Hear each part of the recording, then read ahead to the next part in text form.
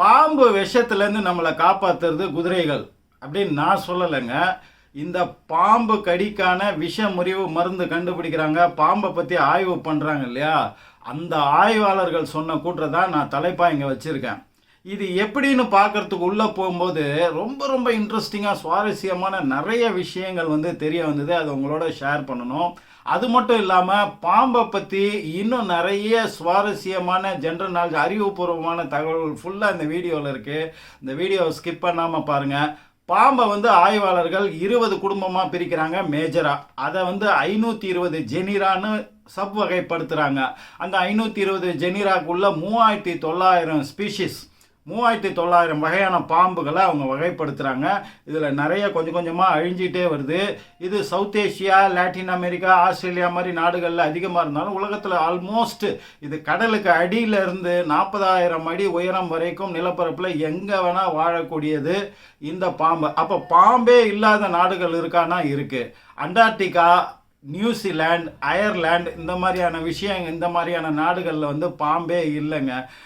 அப்படின்னு பார்த்தா குளிர் கண்ட்ரி நம்ம சொன்ன அத்தனையும். அப்போ குளிர் பாம்புக்கு ஒத்துக்காதா அப்படின்றத ஆய்வாளர்கள் ஆய்வு பண்ணிட்டு இருக்காங்க. இன்னும் சரியான காரணம் இந்த நாடுகள்லாம் ஏன் பாம்பு இல்லைன்றது அவங்களுக்கு இன்னும் சரியாக தெரியல. சரி, பாம்பே இல்லாத நாடுகள் இருக்குது, மனிதர்களே இல்லாத வெறும் பாம்புகள் மட்டுமே உள்ள நாடு இருக்கான்னா இருக்கு. அது நாடு கிடையாது, அது ஒரு தீவு. பிரேசில்லேருந்து ஒரு 90 கிலோமீட்டர், பிரேசிலின் ஆளுமைக்கு உட்பட்டது தான் அங்கே இருக்கிற அந்த ஒரு தீவு. அதுக்கு பாம்பு தீவு, ஸ்னேக் ஐலண்ட்னே பேர் வச்சுருக்காங்க. அது இப்போ தடை பண்ணியிருக்காங்க. உலகத்தில் எந்த நாட்டு மனிதர்களும், எந்த ஆய்வாளர்களும், எந்த கப்பலுமே அந்த தீவுக்கு போகக்கூடாது அப்படின்னு சொல்லிட்டு. ஏன்னு கேட்டிங்கன்னா, ஆரம்பத்தில் ஒரு சின்ன எண்ணிக்கையில் இருந்த பழங்குடியினத்தவர் பாம்பு கடிச்சு இறந்து போனோன்னே அது ஆரம்ப காலத்திலேருந்தே பல 1000 வருடங்களாக மனிதர்கள் காலடிப்படாத ஒரு தீவா அந்த தீவு இருக்குது. அங்கே வெறும் பாம்புகள் தான் இருக்கு. எவ்வளோ பாம்புகள் இருக்குன்னு கேட்டிங்கன்னா, ஒரு 3 அடி நீங்கள் எடுத்து வைக்கிறதுக்கும் உங்களுக்கு சுற்று வட்டாரத்தில் 1 to 5 பாம்புகள் உங்களை தாக்கிறதுக்கு தயாராக இருக்குது. அந்த அளவுக்கு பாம்பு கூட்டம் நெருக்கமாக இருக்குது. நீங்கள் ஒரு அடி எடுத்து வச்சிங்கன்னா உங்களை சுற்றி ஒரு பாம்பாவது கண்டிப்பாக இருக்கும். அது எங்கேயாவது ஒரு இடத்துல இருக்கும். அது நிலப்பரப்பில் தான் இருக்கும்னு இல்லை, மரங்கள்லேயும் கிளைகள்லேயும் மேலேயும் சுற்றுலையும் உங்களுடைய எந்த பக்கத்துலேருந்து வேணால் உங்களை தாக்கக்கூடிய வல்லமை உள்ள பாம்புகள் அங்கே நிறைய இருக்குது. அதில் ஸ்பெஷல் என்னன்னு கேட்டிங்கன்னா லான்சர் ஹெட் பாம்புகள் அப்படின்னு. இது மிக மிக கொடியது. இது கடிச்சதுன்னா நம்ம போனில் இருக்கிற சதெல்லாம் உருகி ஓடிடுன்றாங்க. அப்புறம் பிட் வைப்பர் அப்படின்ற பாம்பு, ஏகப்பட்ட பாம்பு இருக்குது. அந்த பாம்பு கடிச்சதுன்னா நம்மளுடைய ஸ்கின் எல்லாம் உருகி போயிடுன்றாங்க. இப்போ இந்த தீவுக்கு மனிதர்கள் யாரும் கப்பல் எதுவும் தப்பி தவறி வந்துடக்கூடாது அப்படின்றதுக்காக இங்கே ஒரு கலங்கரை விளக்கம், லைட் ஹவுஸ் ஒன்று கட்டி அதில் ஒரு குடும்பத்தை தங்க வச்சாங்க. அதை பராமரிக்கிறதுக்கு ஒரு கணவன், மனைவி, 2 குழந்தைகள்னு. என்ன ஆச்சுன்னா, ஒரு நாள் தெரியாதனமாக அந்த ஜன்னலை திறந்து வச்சுட்டு தூங்கிட்டதாகவும் அவர்களை அந்த லான்சர் ஹெட் பாம்புகள் 1 டஜனுக்கும் மேற்பட்ட பாம்புகள் உள்ளே போந்து அந்த குடும்பத்தையே கொத்தி சாகடிச்சிருச்சு. அதுக்கப்புறம் பெர்மனண்ட்டாக பிரேசில் அரசாங்கம் அதை மொத்தமாக மூடிடுச்சு. இன்றைக்கும் அந்த பாழடைந்த அந்த லைட் ஹவுஸ் அங்கே சாட்சி சொல்லிட்டு அந்த இடத்துல இருக்குது. ஸோ கொடூரமான விஷப்பாம்புகள் உள்ள அந்த ஐலண்டும் இங்கே பூமியில் ஒரு இடத்துல இருக்குது. மாயாஜால படத்தில் தான் நம்ம பார்த்துருப்போம். அப்படியே பாம்புகள் கொத்து கொத்தா தரையே தெரியாத அளவுக்கு கிடக்கிற மாதிரியும், மரங்களை பின்னி கிடக்கிற மாதிரியும், கம்புகளா பாம்புகளான்னு தெரியாத மாதிரியும். இந்த பாம்புகள் இந்த தீவில் இருக்கிற பாம்புகள் கேமோஃப்ளோஜ், அதாவது இருக்கிற இடத்துக்கு ஏற்ற மாதிரி தங்களுடைய நிறத்தையும் இதையும் மாற்றி கொள்ளக்கூடிய தன்மை உள்ளது. அதனால் இந்த பாம்புகள் எங்கே இருக்குன்றதே தெரியாது. மரத்துடைய வேர்கள் மாதிரி இருக்கும், ஆனால் அதுக்குள்ளே பாம்பு இருக்கும். இந்த மாதிரியான வித்தைகள் தெரிந்த பாம்புகள் அந்த தீவுக்குள்ளே இருக்கிறதா சொல்கிறாங்க. ஹைலி டேஞ்சரஸ் அந்த தீவுக்கு போகிறது. இந்த பாம்புகள் ஏன் கடிக்குது தெரியுங்களா? தங்களுடைய இரையை கொல்வதற்காகவும், அதை செயலிழக்க வைப்பதற்காகவும், அப்புறம் அதை உண்ணும்போது அதை ஜீரணம் பண்ணுவதற்காகவும், இந்த 3 விஷயத்துக்காக தான் அது விஷத்தை அதனுடைய இறை மீது கக்குது. மற்றபடி செல்ஃப் டிஃபென்ஸ்க்காகவோ பாதுகாப்புக்காகவோ அது விஷத்தை கக்குவதில்லை. நீங்கள் அதை தாக்க முற்பட்டீங்கன்னா அது திருப்பி தாக்கும்ன்றது ரொம்ப கம்மியானது. மேஜரான விஷயம் இரையை பிடிப்பதற்கும் விழுங்குவதற்கும் அதை ஜீரணம் பண்ணுவதற்கும் தான் அதனுடைய விஷம். அது அதனுடைய சலைவா, எச்சிலேருந்து ஊறி வருவது. அது எங்கே இருக்கும்னு கேட்டிங்கன்னா, இந்த பாம்பினுடைய கண்கள் இருக்கு இல்லையா, அந்த கண்களுக்கு கீழே அந்த தாடை பகுதிக்கு மேலே அந்த இடைப்பட்ட பகுதியில் தான் அந்த நச்சு சுரப்பி வந்து இருக்கும். அதனால நிறைய பாம்புகள் 2/3 ஆஃப் த பாம்புகளுக்கு அந்த பற்கள் வந்து கடவாய் கிட்ட தான் இருக்கும், கீழ் சைடில் கடவாய் கிட்ட தான் இருக்கும். பரிணாம வளர்ச்சியின் காரணமாக இப்போ பார்த்தீங்கன்னா நிறைய பாம்புகளுக்கு வந்து அந்த பல்லு சிறுக சிறுக மேலெலும்பி வந்து முன் பக்கத்தில் இருக்க ஆரம்பிச்சுது. அதிக சக்தி வாய்ந்த சில பாம்புகளுக்கு தான் பற்கள் வந்து முன்னாடி இருக்கும். அதுக்கப்புறம் என்னாச்சுன்னு பார்த்தீங்கன்னா அந்த பற்கள் வழியாக அந்த நஞ்சு சுரப்பி வரும்போது அந்த பற்களுக்கு வெளியில் வந்து அது அப்படியே அந்த வடியும். அதுக்கு அடுத்தது வந்து என்னன்னு பார்த்தீங்கன்னா அந்த பற்களுக்குள்ள ஒரு குரூவ் மாதிரி ஆகி அந்த குரூவ் வழியாக அந்த பேசேஜ் மாதிரி அந்த டியூப் வழியாக வந்து அது எந்த இரையை கடிக்குதோ எந்த யாரை கடிக்குதோ அது வழியாக விஷத்தை பாய்ச்சக்கூடியதாக இருக்கும். கொஞ்சம் கொஞ்சமாக அந்த குரூவினுடைய ஹைட்டு வந்து கம்மியாகி ஒரு ஸ்டேஜில் அது குரூவே இல்லாமல் மொத்தம் ஹாலோ உள்ள போலா ஓட்டையாக இருக்கிற மாதிரி, ஸோ தட் மொத்த விஷமாக அந்த பல்லில் இறங்கி அந்த யாரை கடிக்கிறாங்களோ அதில் இறங்குற மாதிரி. இது பரிணாம வளர்ச்சியில் இந்த மாதிரி இருக்குது. நீங்கள் உலகத்தில் இருக்கிற மிக கொடிய விஷப்பாம்புகளுக்கு வந்து மோஸ்ட்லி வந்து ஹாலோ ஃபேங்ஸ் அப்படின்னா அந்த பற்களுக்குள்ளே வந்து ஹாலோ இருக்குது. ஏன்னா நிறைய விஷத்தை அதுங்க வந்து கக்கிறதுக்கான வசதி இருக்கிற மாதிரி தான் இப்போ வந்து பரிணாம வளர்ச்சியால் மாறி இருக்கு. ஆனால் இன்னும் சில பாம்புகள் வந்து அந்த பல்லுடைய வெளிப்புறத்தில் வடிகிற மாதிரியும் உள்புறத்தில் அந்த குரு வழியாக வர மாதிரியும் உள்ள பாம்புகளும் இருக்குது. விதவிதமான ஒரு பாம்பும் கக்கக்கூடிய விஷத்தின் தன்மையும் விஷத்தின் அளவும் வேறுபடும். அது எந்த இரையை பிடிக்குதோ, அது எந்த இரையை பிடிக்க தகுதி வாய்ந்ததோ அதால் முடியுமோ அதுக்கேற்ற அளவுக்கான விஷத்தையும் அந்த குவான்டிட்டியும் அந்த வீரியத்தையும் இயற்கை அதுக்கு படைச்சிருக்கு. இப்போ வந்து கருநாகம், ராஜநாகம், கிங் கோப்ரா அப்படின்ற இந்த லான்சர் ஹெட் இந்த மாதிரிலாம் சொல்கிறாங்க இல்லையா, இன்லேண்ட் தாய்பான் அப்படின்ற மாதிரியான வகைகள் இது ஆஸ்திரேலியாவில் நிறைய இருக்குது. இந்த மாதிரியான பாம்புகள் வந்து வீரியத்தன்மை உள்ள அதிக பவர்ஃபுல்லான விஷயத்தை வந்து அதிக குவான்டிட்டியில் கக்கிறதுக்கான வாய்ப்பு உடையதாக இருக்கிறது. இப்போ 1979 நடந்த ஒரு ஸ்டடி படி பார்த்தீங்கன்னா இந்த கிங் கோப்ரான்னு சொல்லக்கூடிய இந்த ராஜநாகம் வந்து ஒரு பைட் ஒரு தரம் கடிச்சதுன்னா எவ்வளோ விஷத்தையும் எவ்வளோ வீரியத்தன்மை உள்ள விஷயத்தை அது கக்குன்னு கேட்டிங்கன்னா 13,000 எலிகளை கொல்லக்கூடியதாக அந்த ஒரு பைட்டில் அது கக்கக்கூடிய விஷயம் வந்து இருக்கும். அது ஒரு 4 மனிதர்களை கொல்லக்கூடிய வல்லமை பெற்றது அப்படின்னு அந்த ஆய்வில் வந்து அதனோட பவரை வந்து ஆராய்ச்சி பண்ணிட்டு சொல்கிறாங்க. அதை விட இந்த இன்லேண்ட் தாய்பான் அப்படின்ற பாம்பு வந்து பார்த்திங்கன்னா 5 லட்சம் எலிகளை கொல்லக்கூடிய வல்லமை உடையது. அது போக அது எதுக்கு ஈக்குவல்னு கேட்டிங்கன்னா 100 மனிதர்களை கொல்லக்கூடிய வல்லமை உடையது. அவ்வளோ வீரியத்தன்மை உள்ள விஷயத்தை வந்து அந்த இன்லேண்ட் தாய்பான் வந்து அது வெளிப்படுத்துகிறது. இந்த பாம்பு கடிக்கு பாம்பு விஷ முறிவு மருந்து கண்டுபிடிக்கிறது, ஆன்டிவெனம் கண்டுபிடிக்கிறது எப்போவுமே மருத்துவர்களுக்கு ஒரு சேலஞ்சாக இன்ன வரைக்கும் அப்படி தாங்க இருக்குது. ஏன்னு கேட்டிங்கன்னா மற்ற விஷயம் மாதிரி இல்லாமல் இந்த விஷம், பாம்பு விஷம் வந்து 4 விதமாக மனிதர்களை வந்து பாதிக்குது. ஒன்று என்னன்னு கேட்டிங்கன்னா நியூரோடாக்சிக் அப்படின்றாங்க. நியூரோனா நர்வ்ஸ் சம்மந்தப்பட்டது இல்லையா, நம்மளுடைய நரம்பு மண்டலத்தை பாதித்து அதன் மூலமாக மூளையை செயலிழக்க வைக்கிற அந்த ஒட்டு மொத்தமாக நரம்பு மண்டலத்தையே செயலிழக்க வைக்கிற வேலையை வந்து பாம்போட விஷயம் பண்ணுது. ரெண்டாவது சைட்டோடாக்சிக்னு சொன்னீங்கன்னா நம்ம உடம்பில் உள்ள செல்கள், இந்த செல்கள் அத்தனையும் செயலிழக்க வச்சு அதன் மூலமாக நம்மளை கொலாப்ஸ் பண்ணுறது, இது ரெண்டாவது. இது மூணாவது கேட்டிங்கன்னா மயோடாக்சிக் அப்படின்னு கேட்டிங்கன்னா நம்மளுடைய மசில்ஸ் தசைகளை வந்து செயலிழக்க வச்சு அதன் மூலமாக வந்து நம்மளை கொலாப்ஸ் பண்ணுறது. அடுத்தது என்னன்னு கேட்டிங்கன்னா ஹீமோடாக்சிக் அப்படின்றாங்க. ஹீமோனா ஹீமோக்ளோபின்ல வருது இல்லையா, அப்போ பிளட்டு சம்மந்தப்பட்டது. நம்ம பிளட்டு செய்கிற வேலைகள் அத்தனையும் பிளட்டை போய் பொல்யூட் பண்ணி அதை செயலிழக்க வச்சு இன்டர்னல் ப்ளீடிங், அவுட்டர்னல் ப்ளீடிங் அந்த மாதிரி நிறைய விஷயங்களை வந்து நமக்கு ஏற்படுத்தி நம்மளை செயலிழக்க வைக்குது. அப்போ இந்த 4 விதமாக வந்து அதை அட்டாக் பண்ணுது, ஒரு விதமாக அட்டாக் பண்ணல.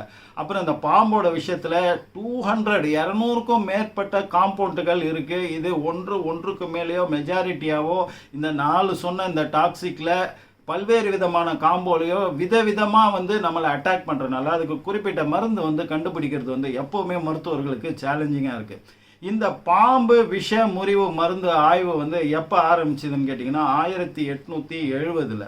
அப்போ வந்து அங்கே ஒரு பிரிட்டிஷ் மிலிட்ரி டாக்டர் ஒருத்தர் வந்து அவர் பேர் வந்து எட்வர்ட் நிக்கல்சன் அப்படின்றவர் வந்து ஒரு பழங்குடி இனத்தவரை வந்து வாட்ச் பண்ணும்போது அவங்க அந்த பாம்புகளை கையாளுவதும் அதை பிடிப்பதும் அதுக்கு முறிவுக்கான மருந்து இயற்கை மூலிகைகளை எடுக்கிறதுக்கும் அவங்க வித்தியாசமான ஒரு முறையை வந்து அவங்க பயன்படுத்துறதை வந்து பார்த்தாரு. என்னன்னு கேட்டிங்கன்னா, அடிக்கடி அவங்க வந்து அந்த கிங் கோப்ராவை லைட்டாக அவங்க உடம்புல கடிக்க வச்சுக்கிறாங்க ஒரு குறிப்பிட்ட இடைவெளியில் குறிப்பிட்ட நாட்களுக்கு ஒரு முறை.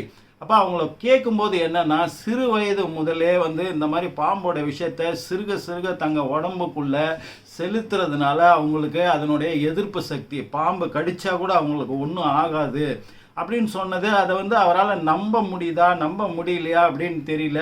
அதுக்கப்புறம் 20 வருஷம் கழிச்சு சைகோனில் வந்து ஃப்ரெஞ்சு டாக்டர் ஒருத்தர் ஆல்பர்ட் கோல்மெட் அப்படின்ற டாக்டர் வந்து இந்த இப்போ அம்மைக்கு தடுப்பூசி போடுற பணியில் இருக்கும்போது அங்கே உள்ள நிறைய மக்கள் வந்து இந்த பாம்பு கடியில் இறக்கிறதுக்காகவும் அதுக்கான வேக்சின் ஏதாவது போடணும் அப்படின்ற ஒரு கோரிக்கை அவர் முன்னாடி வைக்கும்போது அவருக்கு இந்த முன்னாடி சொன்ன இந்த எதிர்ப்பு சக்தியை சிறுக சிறுக விஷத்தை செலுத்தி உடம்புக்குள் ஏற்படுத்தும் அப்படின்ற ஒரு செய்தியை வந்து அவர் வச்சுட்டு ஆய்வு பண்ணுறாரு. எதில் ஆய்வு பண்ணுறாருன்னா, ரேபிட்டில், முயல்கள் மீது அவர் பண்ணுறாரு. சின்ன ஒரு 0.3 மில்லிகிராம் ரொம்ப ரொம்ப ரொம்ப கம்மியான ராஜநாகத்தினோட விஷயத்தை வந்து அந்த முயல்களுக்கு ஒரு முயலை எடுத்து அதுக்கு செலுத்துறாரு. சர்டன் பீரியடுக்கு அப்புறம் கொஞ்சம் கொஞ்சமாக அதை அதிகப்படுத்துறாரு. அந்த முயலுக்கு ஒன்றுமே ஆகலை. அது எந்த அளவுக்கு கொண்டு போகிறாருன்னா 35 மில்லிகிராம் விஷத்தை செலுத்துகிற அளவுக்கு அவர் வந்து கொண்டு போகிறாரு. அதுக்கப்புறம் அந்த முயல்கள்கிட்டேருந்து அந்த பிளட்டை வந்து பிரித்து எடுத்து அதில் உள்ள அந்த ஆன்டிபாடிஸ், அந்த நோய் எதிர்ப்பு விஷயங்கள் இருக்கு இல்லையா, அந்த நோய் எதிர்ப்பு விஷயங்களை மட்டும் அந்த பிளாஸ்மான்னு சொல்லுவாங்க, அதை மட்டும் பிரித்து எடுத்து அதை இன்னொரு முயலுக்குள்ளே செலுத்தும் போது அதுக்கப்புறம் கொஞ்ச நாள் கழித்து அந்த செலுத்தப்பட்ட முயலின் மீது பாம்பின் விஷத்தை வந்து அதில் செலுத்தும் போது அந்த முயலுக்கும் அது ஒன்றும் ஆகலை. ஆட்டோமேட்டிக்காக அதனோட எதிர்ப்பு சக்தி அதனோட உடம்புல உருவாகுது. அப்படின்னும் போது தான் அங்கே அவர் உறுதிப்படுத்துகிறாரு. ஸோ இதுக்கான மருந்து, இதுக்கான வேக்சின் நம்மளால் கண்டுபிடிக்க முடியும் அப்படின்றத. அன்னையிலேருந்து இன்ன வரைக்கும் இந்த டெக்னிக்கை தான் நம்ம பயன்படுத்திட்டு இருக்கோம். ஆனால் லேட்டஸ்ட்டாக வந்து ஜெனட்டிக்கலி மாடிஃபைடு பாக்டீரியா அப்படின்னு ஒரு ஆய்வு ஒன்று பண்ணிட்டு இருக்காங்க. அது என்ன ஸ்ட்ரக்சரில் அந்த ஆன்டிபாடி இருக்கோ அதை நம்மளால் உருவாக்க முடியுமான்னு சொல்லிட்டு. ஆனால் இப்போ கூட ஒரு மனிதர், அவர் வந்து டிம் ஃப்ரேடி அப்படின்றவர் 16 வருஷமாக தன்னோட உடம்புக்குள்ள சிறுக சிறுக பாம்போட விஷத்தை செலுத்தி தனக்கு நோய் எதிர்ப்பு சக்தி இருக்குது அப்படின்னு சொல்லிட்டு அவர் அடிக்கடி வந்து ப்ரூவ் பண்ணிகிட்டே இருக்காரு. உலகின் கொடிய விஷமுள்ள நாகங்கள், நம்ம சொன்னோம் இல்லையா, அந்த இன்லேண்டு தாய்ப்பான்லேருந்து மிக கொடூரமான பாம்புகளை அவர் கடிக்க விட்டு அவருக்கு மேஜிக்கலாக மிராக்கலாக ஒன்றுமே ஆகலை. அப்போ இம்யூன் சிஸ்டத்தை ஆய்வு பண்ணக்கூடிய டாக்டர்கள் என்ன சொல்கிறாங்கன்னா, அவர் உடம்புல ஆன்டிபாடி உருவாயிருக்கு. அப்படின்னாக்கா நம்ம ஆன்டிபாடி உள்ள அந்த வேக்சினை வந்து நம்ம பண்ணும்போது நமக்கு உடம்புக்குள்ள பாம்பு கடிக்கான நோய் எதிர்ப்பு சக்தியை உருவாக்க முடியும்னு அவர் உலகத்தில் அது பரப்புறதுக்காக அது ரொம்ப டேஞ்சரஸான விஷயம்னு கூட 90% டாக்டர்கள் வார்ன் பண்ணுறாங்க.